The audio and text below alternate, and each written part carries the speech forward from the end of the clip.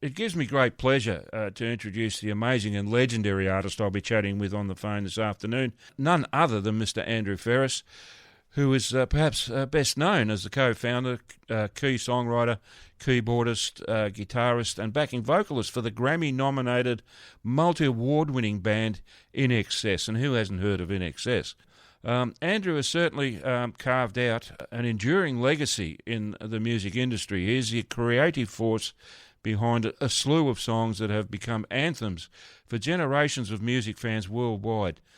With NXS, he achieved 10 Australian top 10 singles, 7 US top 10 singles, and a plethora of awards, including 3 Grammy nominations, a Brit Award, 5 MTV Music Awards, and 7 ARIA Awards.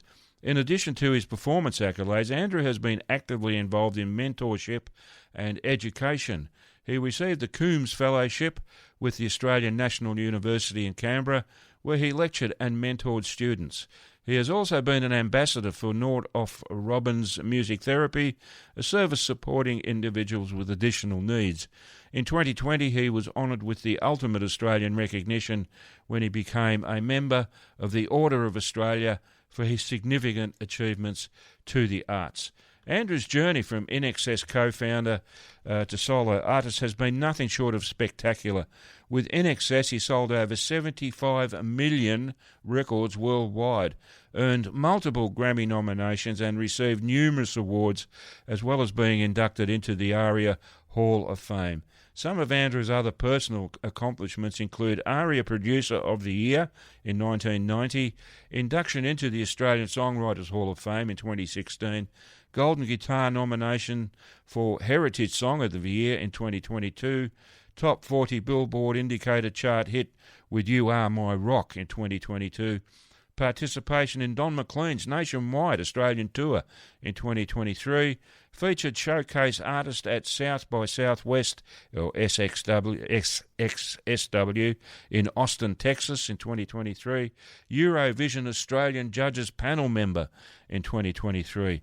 Andrew made his Grand Ole Opry debut in 2024, with Keith Urban appearing as a special guest during his performance, which marked a defining moment in his solo chapter.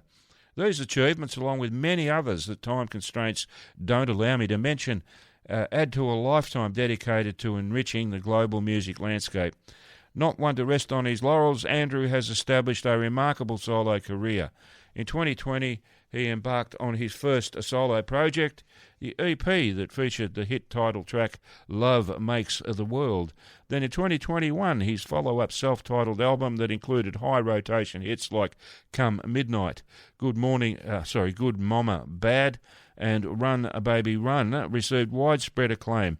Then in 2022, the song With the Kelly Gang earned Andrew a Golden Guitar nomination for Heritage Song of the Year, and his most recent work, the sensational track I played a moment ago, entitled Mending Fences, from the amazing album The Prospector, is bound to follow in the footsteps of his previous successes.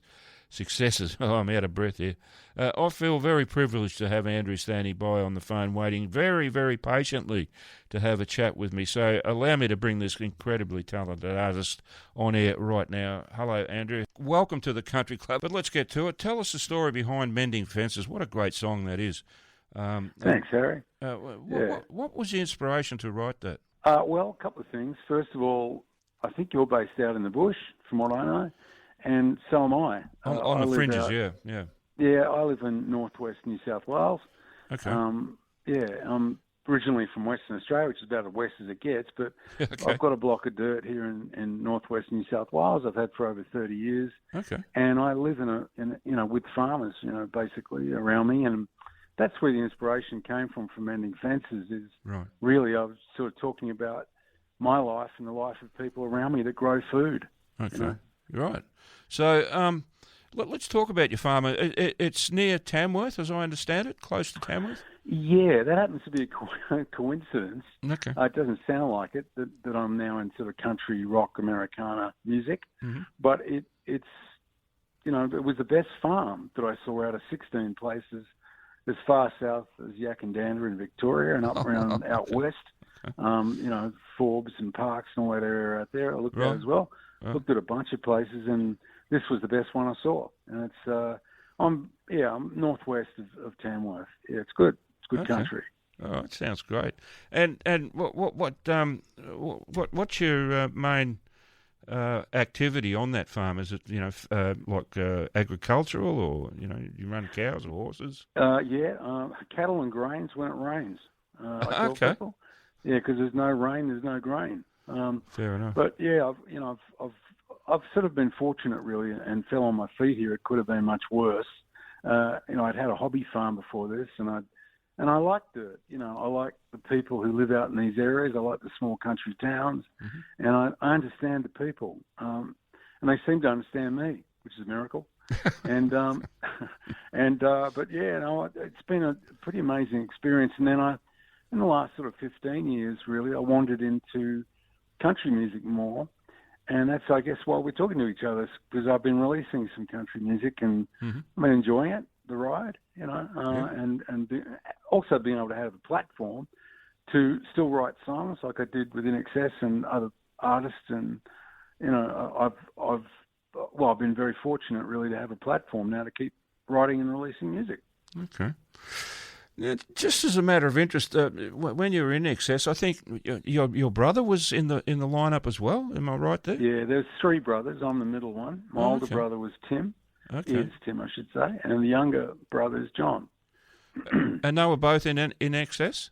All three of us. Yeah, that's right. Oh wow. Okay. All right. So that's unusual. So are they still involved in music? I guess, in a sense, they are. I don't sit around with them all the time on tour like we used to.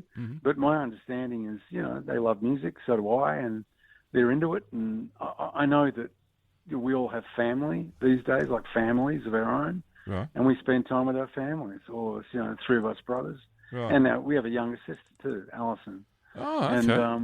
And and so our families have just gotten bigger over the years, and that's something that we focus on as older guys, Yeah, I get that. Yeah, family very important. That's my opinion anyway, and a lot of people agree with me. That's right. Exactly.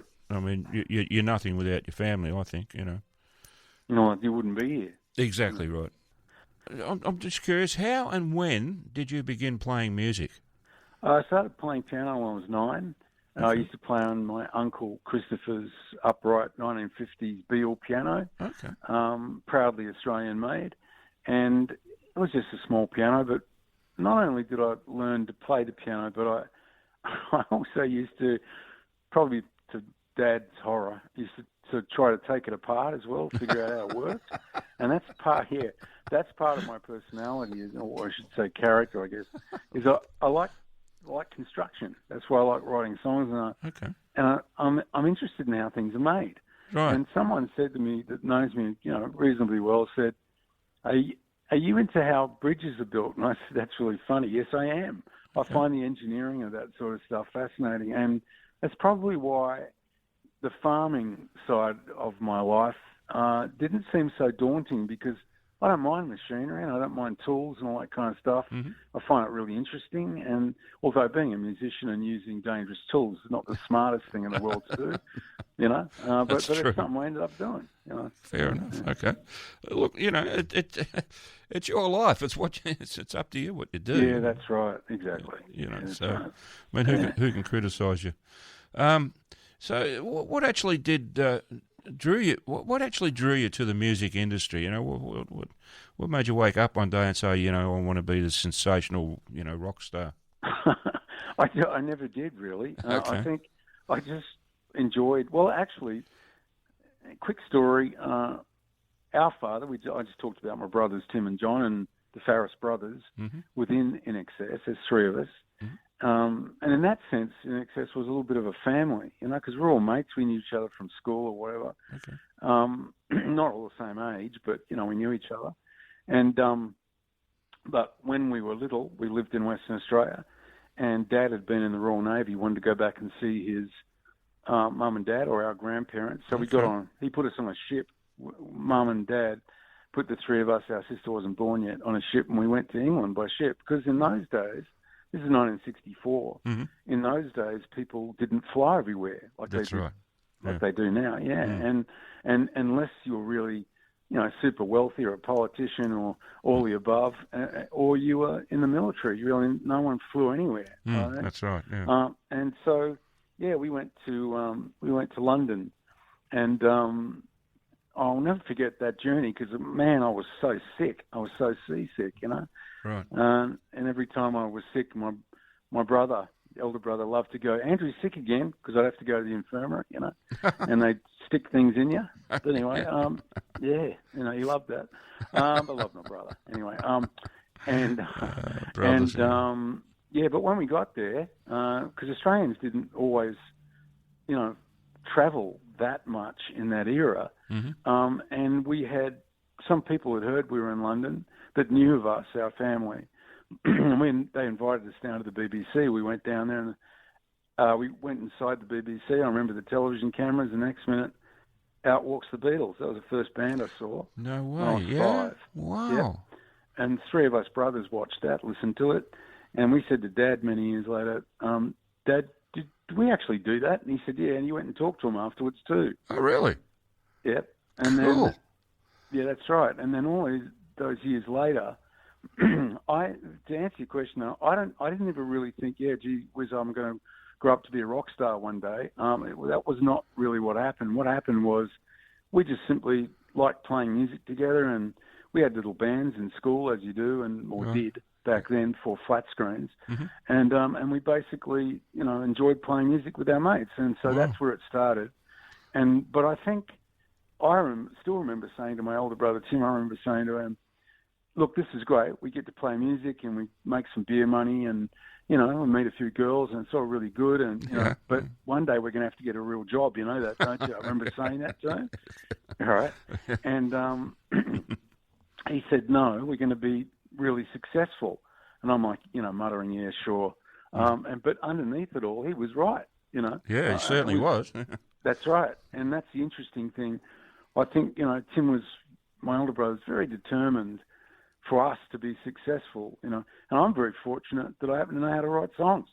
So, Yeah. Well, it sounds like a good combination. But it's amazing. You and I got that one thing in common because I saw the Beatles live at Festival Hall here in Melbourne when I was 12 years old when they came out here in 1964. So, that's another little tick that we can put together. Yeah. I mean, I didn't actually get to talk to him like you did, but I did see him live in concert.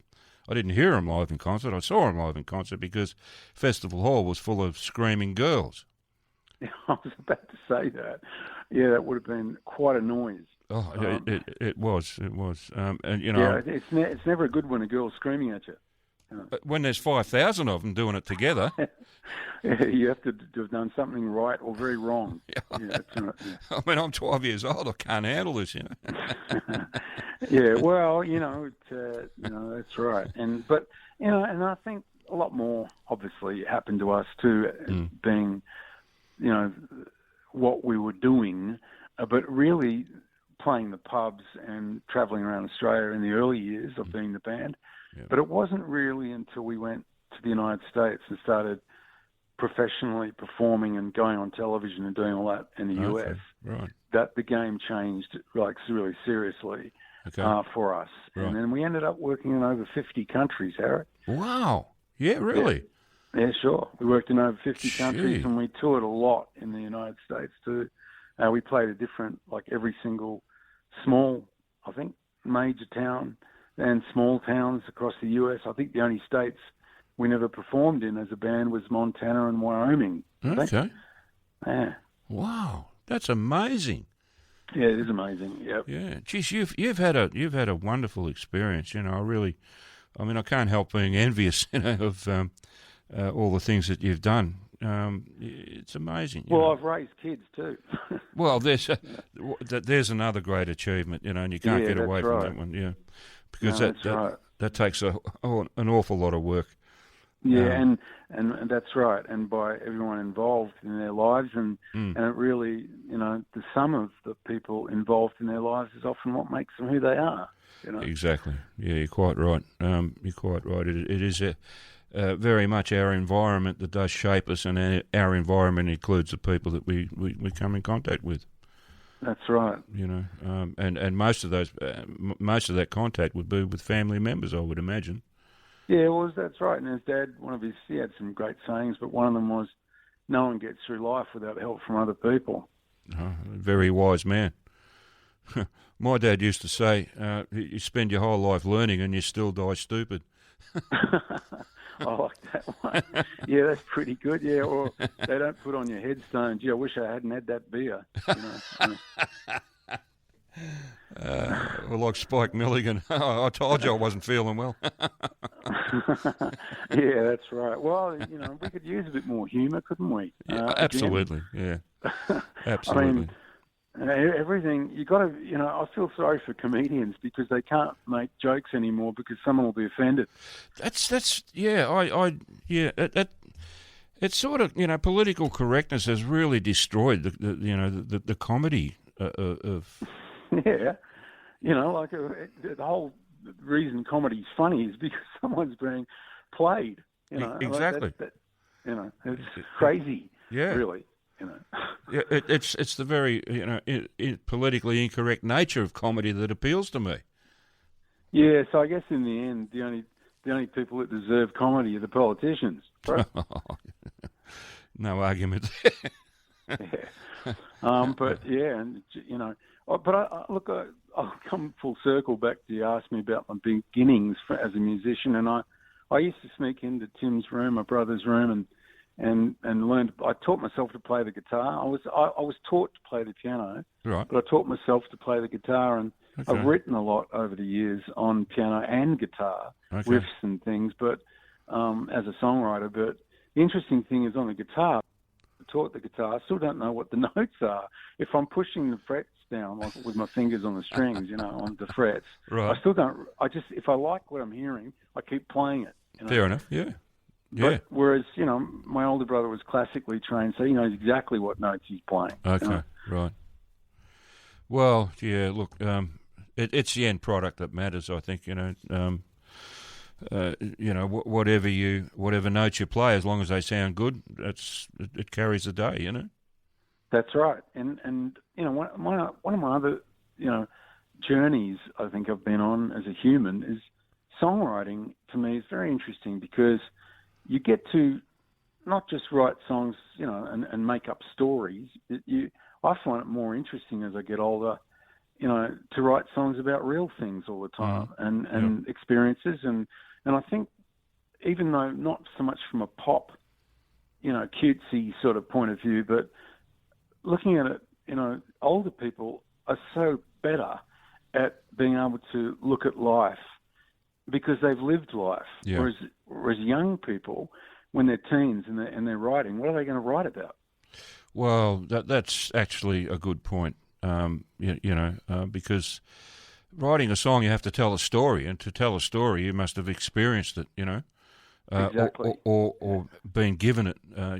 Been told the story by someone else, and then you turn it into a song. But that's. I mean, you can't write songs from a vacuum.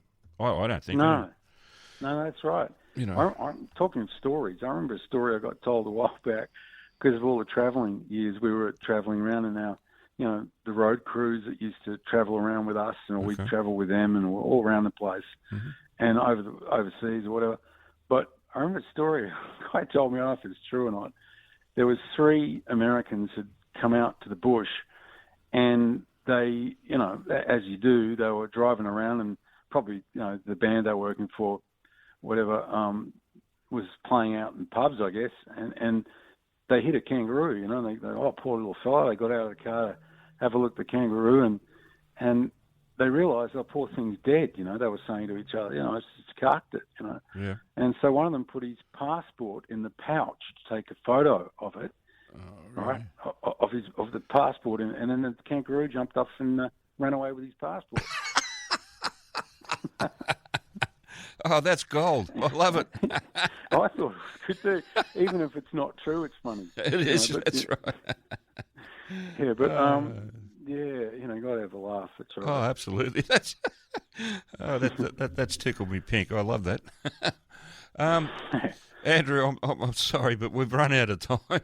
All right. I Even won't tell any more stories. yeah. Sorry. Yeah. Look, I hope this is not the last time we talk on the phone together, and certainly the next time. I'm hoping the telephone technology won't give us the grief that we had today, and I do apologise for that again. Okay, well, I'll let you go this time, but I was going to say that, Yeah, go on. Yoda, from Star Wars. Right? Yeah. I got something he might have said once, but you can't eat a smartphone. See, right? Okay. Yeah, that's it. End of story. That's So that's fair enough. my take on technology. Anyway. That's it. You can't. I love it. Look. Thank you so much, Andrew, for taking the time to have this chat with me on the phone today, and I'm glad we finally got to it. And I'm glad it finished up going reasonably well. I've so enjoyed this conversation, I've got to say. Thank you, and I have an album coming out late June called The Prospector. If anyone's interested, Okay. my new album coming out called The Prospector. Yes. In late June. So Yes. Thanks for having me on your show, Harry. Oh, you're more than welcome. It's been an absolute pleasure to chat with you on the phone today. And as I said, I hope it's not the last one we do. So thank you again. I'm so appreciative of you taking the time to do this. I do appreciate it, Andrew, very, very much. And I wish you all the best. And Thanks, mate. Safe travels, and we have a good one. We'll talk again. You too, mate. And I'll keep playing your music. There's no doubt about it. Thanks, Harry. All right. All right. Thanks, Andrew. Bye-bye.